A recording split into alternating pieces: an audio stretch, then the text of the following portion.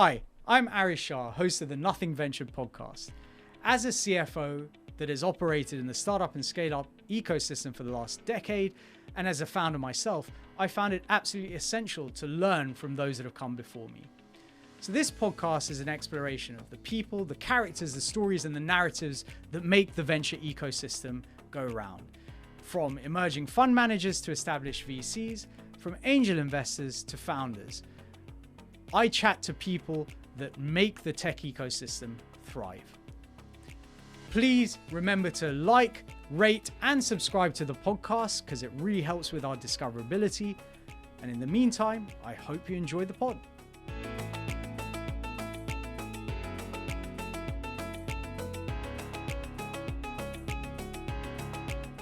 On today's podcast, I was super excited to have with me in the studio Maya Moufarek. Maya is founder and full stack CMO at Marketing Cube, where she partners with startup and scale-up founders and CEOs to help define and implement their growth path. She is an angel investor with Ventures Together, an advisor and startup coach at Antler, and has had an incredible career, including time at Google, NotOnTheHighStreet.com, American Express, and Pharmacy to You, where she helped propel the business to reaching an acquisition rate equivalent to opening a brick and mortar pharmacy every 2.5 days. On today's episode, we talked about Ventures Together, the rule of 40, locksmith moments in startups, and fitting a giraffe into a brand. Let's get straight into it. Maya, it's great to have you in the studio with me today. For our listeners, if you want to listen to some of Maya's background and experience, do check out the primer. But in the meantime, as I say, wonderful to have you in the studio with me. I'd love to kind of dive in and get a bit more detail around some of the experiences you've had. Excited to be here. Excellent. So you've been part of the scaling journey of Pharmacy to You after its merger with Chemist Direct. Can you share some of the key lessons from those experiences, and what unique challenges do you think DTC Ventures face today in today's environment where digital acquisition has become so saturated? And how should they start thinking about scaling today when things have changed quite dramatically? I mean, the core of the issue here is balancing profitability and growth, right? Like, that's really the core of the issue. And, you know, assuming that, you know, product market fit has been found, right? So there's also a bit of that. The rule of 40 that is often used in SaaS businesses, I think still very much applies to D2C. And for those not familiar, is really adding your growth rate and your profit margin, and it should be above 40. Mm-hmm. And that's kind of how you balance both profitability and growth. So those are like some of the things that I'm, you know, discussing with some of the D2C businesses that I engage with these days. At Pharmacy to You, a low margin business, we knew that, you know, profitability at scale meant that we needed to acquire the right type of customers. That, long-term users. Yeah. Well, long-term users, but also that the actual basket will be profitable, quickly, if not from the get-go, right? And so with that, while, you know, we're an NHS licensed business, we would serve anyone who would want to sign up with us.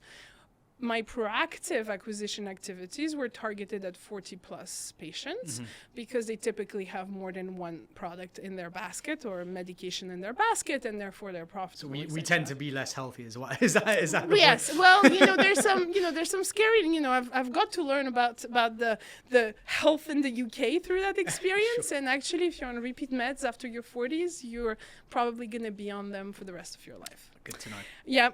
Well, so yeah, stay healthy, people. So that, you know, kind of then meant that the vast majority of my cohorts were profitable from the get-go, etc. And so that's, you know, that's kind of what at Pharmacy to You we focused on. So whatever version of that means for you, really be sure to start with that. And I think even in that online repeat prescription industry, some businesses very quickly had to be bought off because they would have never been profitable based on their cohorts on their own. And so that's really what I think really propelled Pharmacy to You. And, you know, a lot of credit to our CFO and CEO at the time to installing that. The other consideration for today on those businesses is that at the core of it, you need to truly understand your customers. We touched on that a bit on the primer. You know, really understanding where the need is the strongest, what cohort will be the most profitable for you, and really doubling down on them.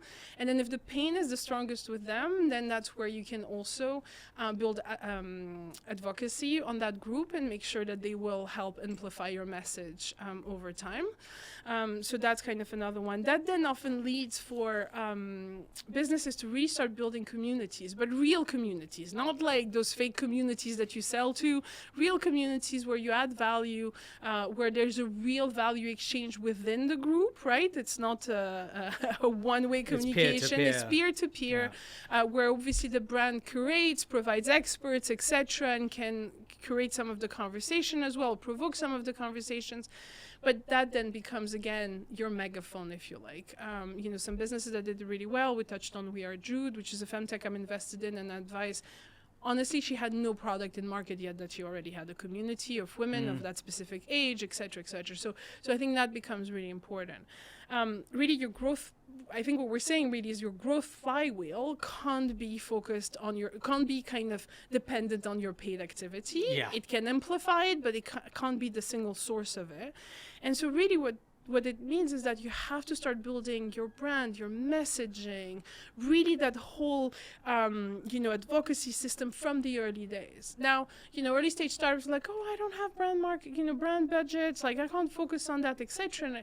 And that's where there's a lot of confusion about what brand marketing really means. It's not Nike type of ads. It means, you look credible, you sound credible, you really understand your audience, your one-page pitch on your homepage makes sense, right?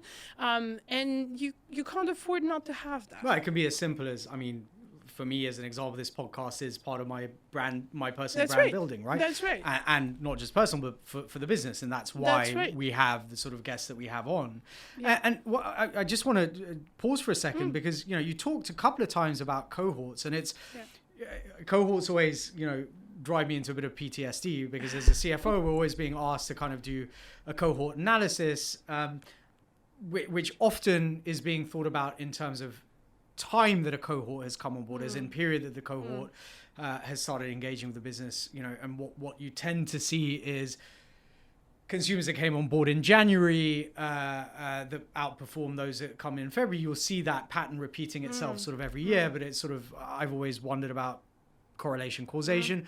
But how do you think about cohorts? Are you thinking about them more in terms of, segmenting them in terms of age groups, or in terms of personality types, or in terms of kind of their purchasing preferences? How do you think about cohorts? So if I go back to my CFO cohort conversations, usually it has to do with retention, right? Yeah, exactly. It's like basically it's per channel, per month, per etc. Who's being retained. That's retention cohorts is the starting point. And that is still very important as part of your full funnel kind of growth journey. And I'm very much like I geekily call myself a full stack CMO, because really you have to look at the whole thing. And I believe that great CMOs have to be targeted at marketing contribution level of your P&L, not acquisition and not whatever activation. You have to look at the whole thing. But if you're looking at the whole thing, what you really want to know is that not only what channel is converting or retaining or etc. You also want to look at those signals, and that could be demographics, that could be for pharmacy to you, we would look at the whole spectrum of, is that diabetes patient, is it heart condition patient, is it all of that. To some point I was looking at my cohorts because we're talking quite a few years ago as well. There was still a kind of a propensity of the older population, I think way less now, of signing up on a piece of paper. I would look at if I do my DMs, if I'm not targeting a 60 or 70-year-old, should I still include a piece of paper because it costs me money, right? And so you would look at your cohorts even in that way and saying, okay, I'm only gonna put the sign up piece of paper for the cohorts over that specific age, and looking at that. So they can be used in so many different ways. So yeah, I definitely would invite people to look beyond just the retention cohort aspect that it's usually used in. So essentially that's really helpful. Yeah, so essentially get as granular as you can on who that customer is. Yeah. Because that, in theory, if you can figure out that, okay, well, it turns out that my biggest evangelists are 37-year-old mothers of one child who live in, argument's sake, southeast of England rather, then you know that that's where you should actually spend your time and effort and energy looking for more you want to replicate those cohort obviously in other places possibly and things like that. I always go back to, at the end of the day, it's what your client is hiring your product to do. So I think there's definitely this much more general piece. But then when you want to find those very targeted growth opportunities, and so for us at Pharmacy to You, it was a lot around should I be signing a partnership with the Heart Association, right, Patient Association, or the Diabetes, and what do they want and what version of it, etc. So that's where I'll go really nitty-gritty.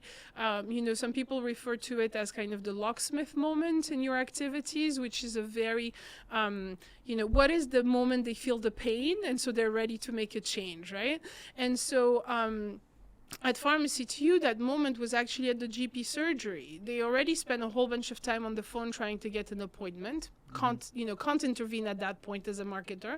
But then they're sitting in the GP surgery waiting for an appointment that they think is useless because they just want their prescription. And really, if they could avoid talking to the doctor, they would, because really it's just a repeat. It's not their normal, I need to recheck some, blood test or whatever to confirm everything is still okay. And so we started buying. Interestingly enough, I didn't know at the time, but there's media to be bought on the walls of GP surgeries because they're trying to make ends meet too. And so we started basically buying it all. And we wanted to make sure we were there because that was the moment where they're feeling frustrated and they didn't really know there was a different way, but then that this different way was, facing them. Yeah.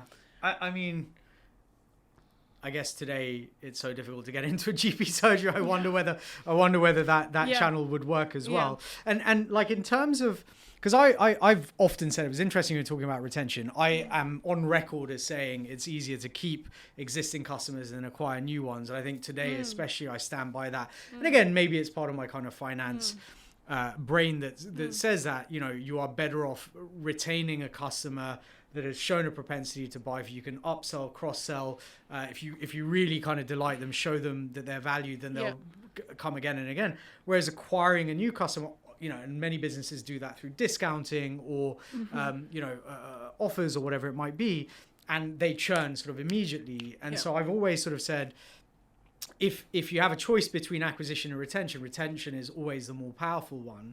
But especially for VC-backed businesses where showing that growth curve is essential, often I have seen in the past businesses that will kind of give up on that retention aspect, or they'll focus on growth at the cost of retention. How do you sort of think about that? So even for early stage businesses, so first of all, there's obviously the product market fit moment. And the product market fit moment is not about scaling your channels, it's about finding that product market fit. So it's really working with small group of customers that you acquire, to polish your messaging, your product, your proposition in general. So to some extent, it's really about retention, because really how you're going to meet product market fit is seeing that, people that you acquire are now staying with you. So I think it actually starts with retention to prove even that your business has legs. After that, once maybe you already have a bit of money to start scaling, etc., I always say, well, yes, sure, start testing some channels. You have a bit more free cash to go a bit bigger on things. But if you're sending that traffic down a sieve, it will prove exactly nothing. So again, I send back the teams of saying, is your conversion rate optimized? Is your funnel as tight as it can be? Have you defined your aha moments? Do you understand when that retention happens, etc.? Because unless this is done, you're going to send people down a sieve and do exactly nothing with it again. Then, as it's kind of tighter, sure, let's start, scaling, etc.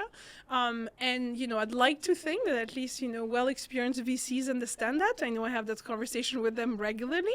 But, your retention is really the bedrock of your business. I completely agree with you. And you need to constantly balance out retention and acquisition in your growth journey, because you can't do one without the other. Yeah, for sure. And obviously it has an impact on unit economics and lifetime value and obviously payback period on your acquisition costs. Shifting tack for a second, in one of your Medium articles, you discuss the concept of fitting a giraffe into a brand, which I kind of love that. I love that metaphor and that visualization. But can you explain to our listeners like what it is that you meant and how it applies to both brand building and marketing strategy? So this applies to YouLife actually specifically. It's an article I wrote after working with YouLife on their messaging and branding and kind of establishing the foundation for their growth. When I started working with Sam and Sammy at YouLife, they already had a brand mascot, if you like, that was a giraffe. For a life insurance company that sells to HR managers, right, that are looking for corporate like it might have worked in Kenya, but right. I mean, it was quite, I was a bit taken aback saying like, okay, that's going to be a complicated one. But the foundation of it is that when you look, if you go deep with the founders on the essence of their business, the narrative, the why they're doing this, why are they transforming life insurance, such an ancient and quite gloomy product, and they tell you, we're here to bring life back into life insurance. We have this wellness app that helps people stay healthy, on the back of having life insurance as well, etc. And the giraffe is the animal that has the biggest heart on earth, right? It's got to pump blood up the right, the neck, exactly. And then you're like, right, it kind of stacks up. So then we develop their narrative, we deliver their messaging, this animal makes sense. You can like bring him to life, or it to life into the whole thing. I think it was a male animal. We were calling him Yogi, but so that's really the essence, and really what the story says is it's really your brand identity needs to emerge from your narrative and your impact in the world and your messaging, not the other way around. And I see too many founders and businesses rushing into like, I need a brand identity. I'm like, you don't even know who you are yet. Like, how would that make sense? And at the earliest stages, the brand is so heavily entwined with the founder and the founding team that it isn't mature enough to actually set itself out as a standalone brand of its own, right? That's right. And obviously it served them very well, and they're still using it. But that's really my story about how do you fit a giraffe into a tech business kind of product. It's really inviting people to kind of dig deep into why they're doing this, what it's represented, and actually even great brand designers will only do a great job if they can be inspired by that mission and that storytelling that the business is building. I'm so glad you said that. I mean, like I spend most of my time as a CFO, as a founder, as an operator, as someone who sits on this podcast for far too much time during my week. I'm sure my wife would be happier if I was out driving new business. But anyway, but the kind of core principle that I talk about is narrative over numbers, right? So everything comes back to what is the story that you can tell? What is a narrative? What is it that will grab people? I think this is partly because I'm a linguist. I was someone who loved the English language growing up, loved sort of writing fiction, etc. And the power of stories, and Terry Pratchett talks about, human beings as being the storytelling ape, right? The power of those narratives, that's what grips people. That's what gets people engaged. It's what brings them to your brand. It's what brings them to your service. No one wants to buy, a thing. It's why Budweiser's got in a bunch of trouble recently for whatever their recent marketing campaign was. It's why Ben & Jerry's constantly are kind of like in the news as being overly woke or whatever. But they've realized that their narrative is just that, right? That they want to present themselves as a company that cares about whatever that topic is, because it might be core to their identity, but it's clearly core to their customers' identity, or maybe that works the other way around. Their customers are drawn to them precisely because they've set themselves out to have that core identity. So how would you recommend to companies that are struggling to understand their own identity and create that? How can they start? Is it a question of sitting down with someone like you and just having a conversation to and fro? Can you chuck something into Chat GPT and say, ask me 20, ask me 20 questions and then develop my mission? Like, what's the best way of going about it? I mean, there's two ways here. Some founders start, if we take YouLife again as example, they start with a clear vision, mission, understanding of how they're trying to transform that that industry, right? So that will guide a lot of your narrative. Obviously, it needs to resonate with your audience, and it needs to meet what your audience is trying to get out of it as well. Some others obviously will be like, there's a problem to solve. It's a worthwhile problem to solve. I don't have any bigger kind of, raison d'être than trying to solve that problem. Then really starting with your audience, with what resonates with them, what are the struggles in their lives and things like that. Take something as dull as an accounting software that both you and me have to use and hate on a daily basis, despite great ones being out there. What do we want to do? We don't care for the accounting software. We just want to run a business and ideally do as little accounting as possible, right? So, those kind of businesses are very functional businesses. There's no, apart from possible hate, sorry, accountants, there's not that much emotion in accounting from the day-to-day user. But interestingly, a lot of them, QuickBooks, I think is the great example. On LinkedIn, you'll see their ads, and they're the most frustrating ads on the planet because they almost try and drive emotion, and the emotion is actually anger. Yeah, right, possibly. But surely what you and I want to feel actually is just I'm doing right by my business, and things are automated enough that I can focus on my business, not my accounting. Make it easy. Right. And so that's really starting with your customer, right? It's really understanding what's frustrating them, what are they actually trying to do with their lives, and how is this just a micro component of this, greater why. Yeah. Right. So that's kind of the two ways usually. The founders that start with a mission and a vision in mind,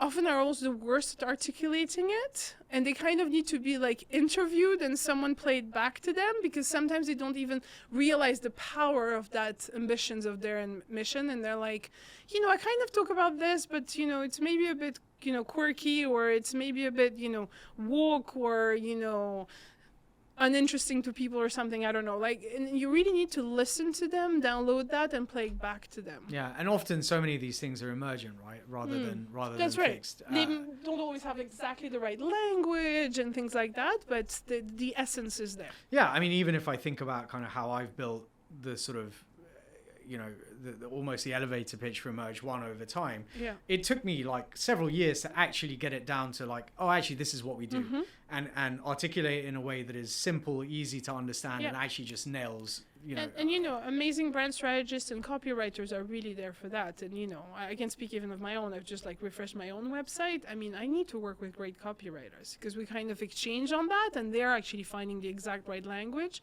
to express it, because that's really their power. What they do. That's what they do. Yeah. But they need the right brief and they need the right content for it. And I think that's where sometimes I see founders struggling. They're like, well, I hired that copywriter, they never delivered. I'm like, but they don't have the foundations to work with. Yeah. They're here to find the right language to define message, really.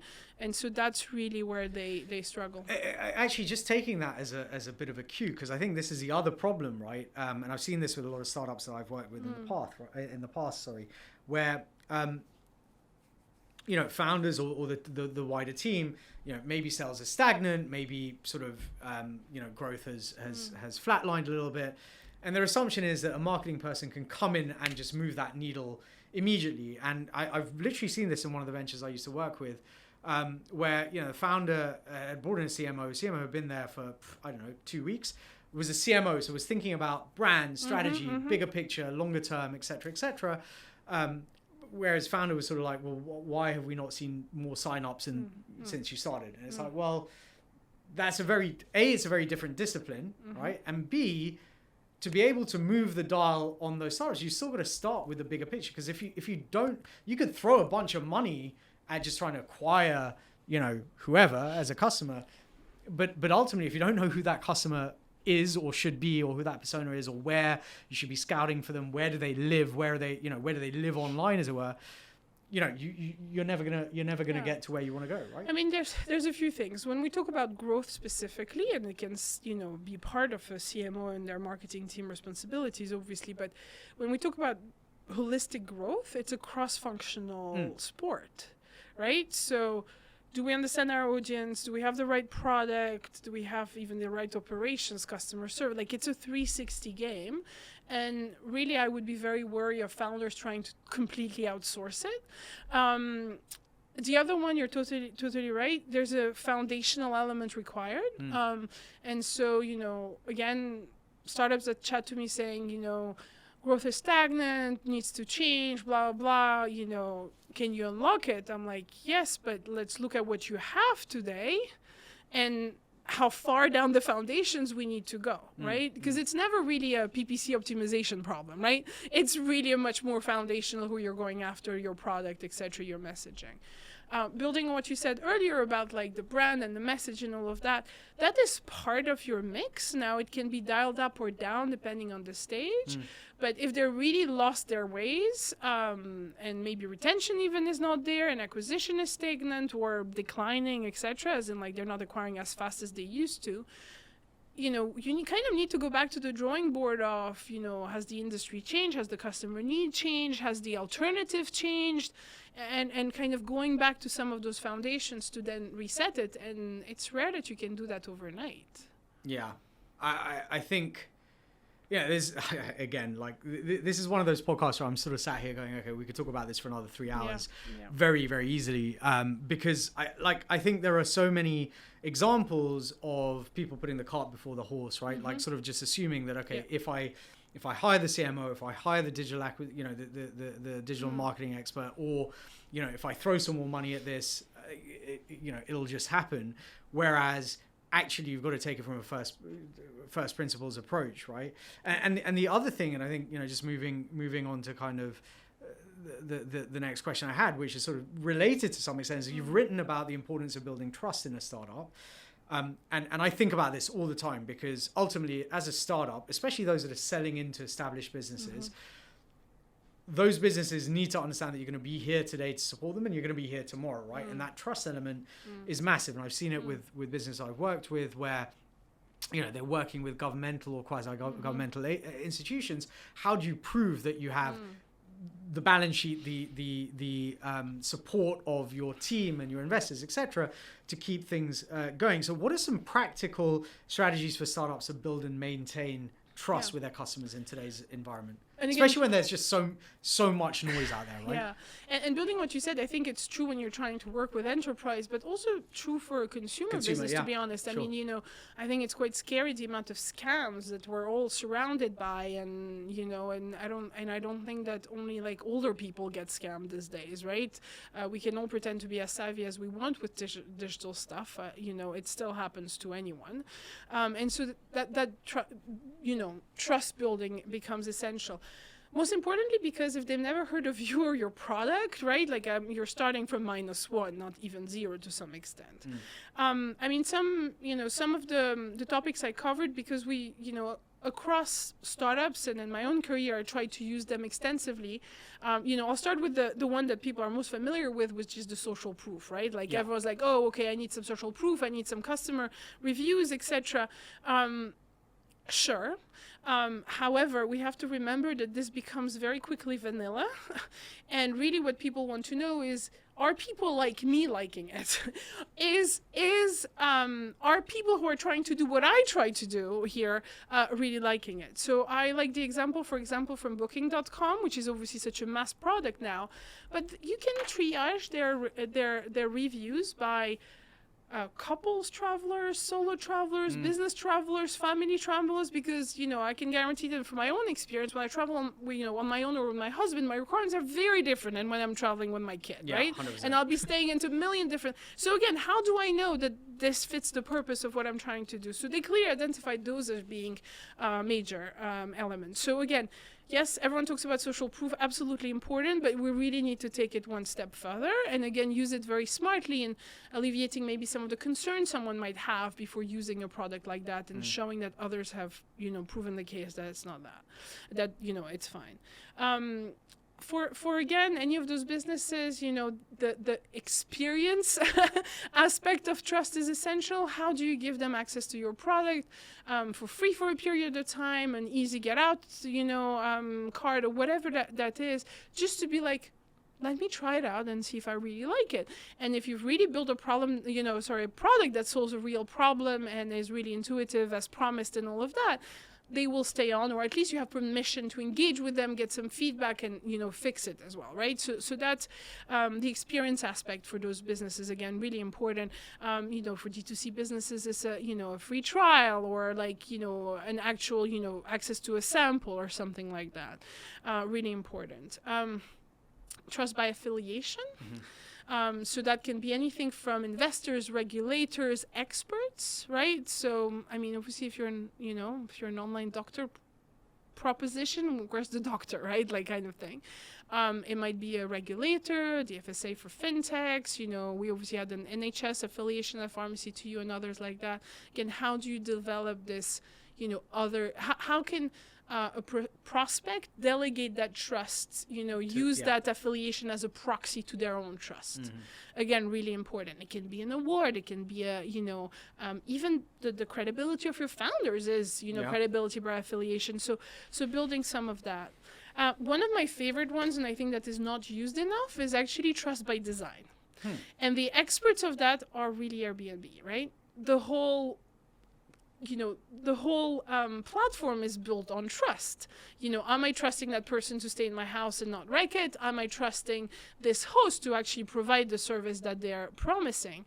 And so what Airbnb did throughout is actually, if you think of the messaging function with your host, by default is built in such a way that there's prompts. How about you tell them about why you're coming and who you're coming, etc. So it builds that rapport. It builds that rapport. You kind of, in the design, they're almost like telling that, guest in this case, how to build that trust. And, for the vast majority of us, we're very happy to say where we're coming and where we're staying, etc. And those of us who are not, well, then great, don't stay here, right? Kind of thing.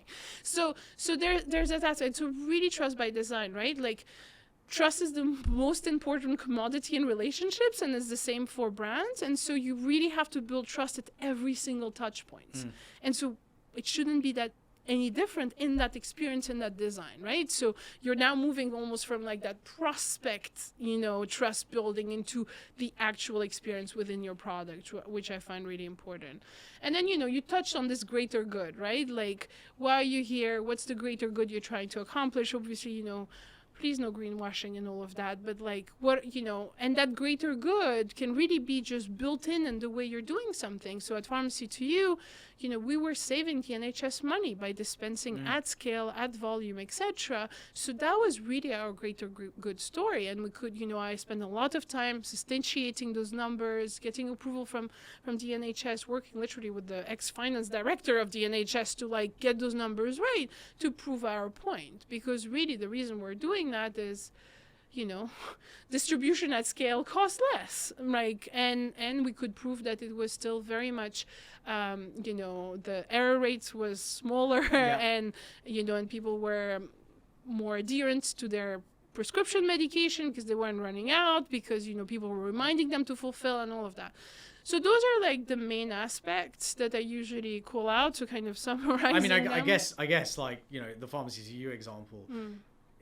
The trust is, don't take your meds, you're going to die or have a heart attack or whatever. Like, that builds a huge amount of trust. Like, yes. But it's very easy to break that trust if, yes. as an example, you don't deliver on time or do so. So you've got to then, you've not only got to build the trust, but you've then got to live up to that trust. That's right. That's right. There's like the, can I give you enough prompts to see that I'm trustworthy with your meds? And obviously so much more important than like, oh, okay, my socks didn't make it.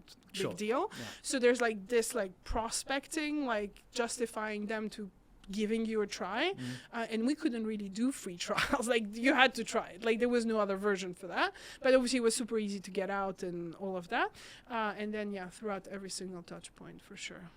I mean, I think about this all the time, and just as you were saying it, I think I've personally done this subconsciously with this business, and thought about it when I was building my tech business, because I operate in finance. Trust is like a massively important factor. And the way I've done that is exactly as you say, by proxy, in the sense that, a lot of the business that we generate comes via VCs. The reason it comes via VCs is because I've built trust and relationships individually with them, and they're happy to potentially I hope they're happy to potentially then kind of refer me down the track to their portfolio companies. And by extension, because the CFOs that work with me, that trust is extended down that train. Yeah. But it could be very easy to break that trust. And that happens the first time I bring someone into the team that shouldn't be on the team, for expediency, or we just don't simply live up to kind of the fulfillment of the promise that we made. Yeah. And of course, at its most dire, if we do something that is against our fiduciary sort of duties. So I think this trust element is massively important. I think from industry to industry it does change. Exactly to your point, if you are selling a pair of socks, it's a very different proposition to selling medication or someone's financial health or future or whatever. But equally, socks are a commodity product that people will buy again and again and again. If you play with that trust, you'll lose that customer. And again, as we've said, if it's a commodity product, low margin, low unit economics, you don't want to be constantly acquiring new customers.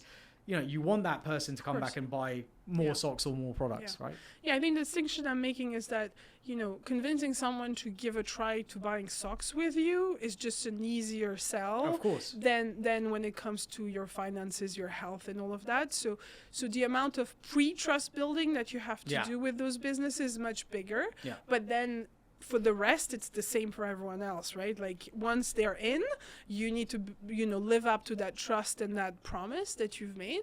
And I always joke with my teams, because I'm like, the marketers tend to be turned into the biggest liars on the world. Excellent. Because, right? But that's what it is, right? Because if the promise doesn't live up to it, you promised a whole bunch of rubbish. And so I always again say is like, when you're part of that like growth cross-functional team, that's also why it needs to be cross-functional. And I know at Pharmacy to You as well, we're growing so fast. I needed to balance out my growth with how much we could fulfill. Yeah. Right? And so that's a constant basis again of saying, well, it's great if the flywheel is doing really well for you.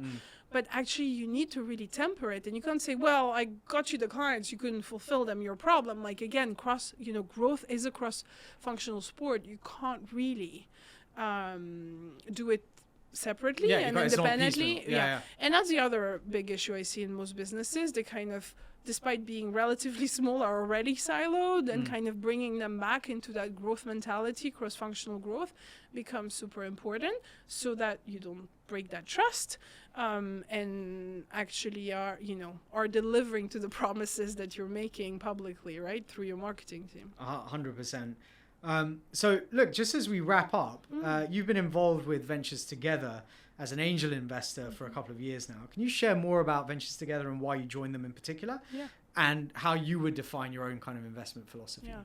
So Ventures Together are an angel community of about 150 startup operators and founders, current or former. And really we're a group of people that came together to source angel deals together, share them, DD them together, debate them together, and then, make sure that we can provide the most value to those investments, really, because there's such a wide variety of talents around the table. What was particularly of interest to me is that, I was very new to angel investing. It was still perceived as a kind of, ex-CEOs, old boys club, retired CEOs that were like non-execs and angel investors, doing that quite secretively somewhere, and so for me it was really a place to learn about angel investing. Obviously I had, I could use my marketing read of businesses, but I couldn't DD the upside of the business or ask something. I'm no CFO either, right? As much as we're very much kind of balance sheet and invested at Pharmacy to You. So that's that was really interesting to me. For me, it was, when I exited Pharmacy to You, I wanted to give back into the ecosystem that, supported me for a very long time. And I liked early stage businesses, so I wanted to be more in the ecosystem for that. So that's really what kind of it allowed me to do, really encourage people to seek. And there's more of those groups now in the UK and beyond, where it's a great way to learn. So, I bring deals that I see that I want to champion for the group, and we can can all invest together, or I very heavily also benefit from those investments. And before kind of finding ventures together, I did a couple of deals myself and really realized like just the time intensity of all and the paperwork. And I also did a kind of friends family LP investment with Antler, and that was again another ball game. So I just wanted more of that as a group. Did I develop an investment philosophy? I always say I invest with empathy to the problem or the audience. I think it's very reflective of basically being a marketer. Do I understand the problem? Do I understand the audience? Do I understand what we're dealing with? And so that obviously led me down the path of health tech and FemTech specifically, but also the future of work, because I worked with large organizations in the past, so I understand the kind of, managerial dynamics, like all of that and how we can improve on those. I then kind of, discovered some wild cards here and there, and usually second-time founders where, again, their pedigree and credibility and for some of them, building unicorns in the past did not guarantee a second success, but definitely increases the chances. So, you kind of engage with those and you want to see their path and how they build as well. So there's a mix of those happening there. And then since then, I was very fortunate to be invited into the Atomico Angel program. So I also scout for them. And then I discovered AI as part of all of that as well. So we're just working on an AI ticket, which is actually based on the marketplace. Mm-hmm. So there's also like all of that coming to like really tangible application of AI on business models that I understand that truly power the value of that marketplace beyond the connection point. And is it something that you think you'll do more of and more professionally, or is it do you treat it more as like a side kind of, not a side project as such, but something that you keep your hand in and you're interested in, but it's never going to be your kind of full-time? Well, it's a nice mix, I guess, in my portfolio work. I think on one hand, I can be very operational when I'm a fractional CMO with businesses through Marketing Cube.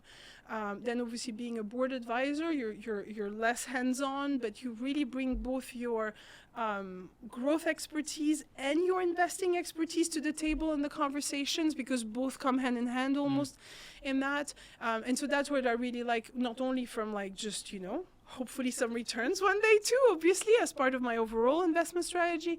But it really gives you a pulse on like what's flying off the shelf when it comes to investment, what concerns people tend to raise on deals of a specific type, and being able to bring it back. I am starting to do more and more, kind of more of an operating partner type of role with VCs, and hope to do more around that.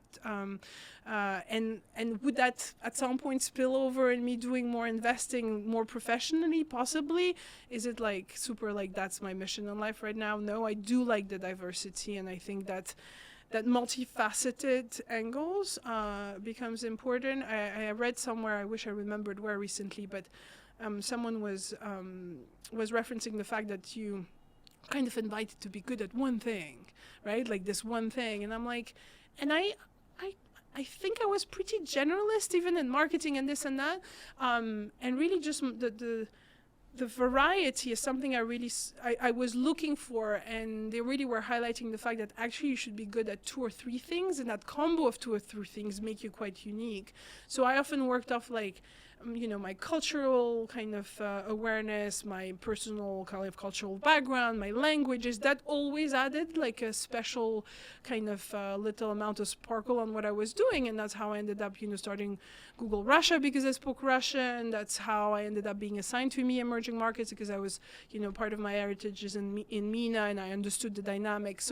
So all of that. So I, kind of, maybe parting thoughts possibly, but like, don't, yeah, sure, have like one, obviously be passionate about something. Yeah, be passionate about something, or be good at one thing, but actually definitely add those additional elements that are quite complementary in the mix. I mean, like I literally wrote an article entitled "Why I Am a Specialist at Being a Generalist." I mean, like, I think in today's world, generalism is actually key. Some people call it polymathy. I think that's a bit of a highfalutin term for just being, able to connect the dots amongst several disciplines, but you need to understand, enough about those disciplines to be able to do that. And I fully agree. I think, especially when you're someone that's in a fractional kind of role, you need to be cross-disciplinary, because you need to understand enough about all aspects of the business, the market, et cetera, to make a difference. And in terms of the investment kind of philosophy, or just that thinking around investment, I was talking to Andy Ayem from the Angel Investing School. I was on the pod last week, and one of the things he said is, when you think about people who do MBAs, they spend $20,000, $30,000, $40,000, $50,000 plus to go to a business school, and way more. Yeah. Like I depends what school. I think I've been offered a scholarship to an online one, and it's still going to cost me more than I would pay. Right. But the point is, like, a lot of people would pay that money to go off and do an MBA, and he's like, well, think about investing as paying to do your MBA, but in a different way. So every time you're making that investment, you're learning something new, you are gathering new information, you are understanding about a new market or a new product or a new technology. That's right. But Maya, look, it's been an absolute pleasure having you here on the podcast with me today. For our audience, for our listeners, where's the best place for them to find you? Are you on LinkedIn, Twitter? Where can they find you? Yep, LinkedIn, very active on LinkedIn. Please feel free to follow, kind of posting about startups and growth in general. And then for those interested in fractional roles, I'm also doing a Maven course on how to get started.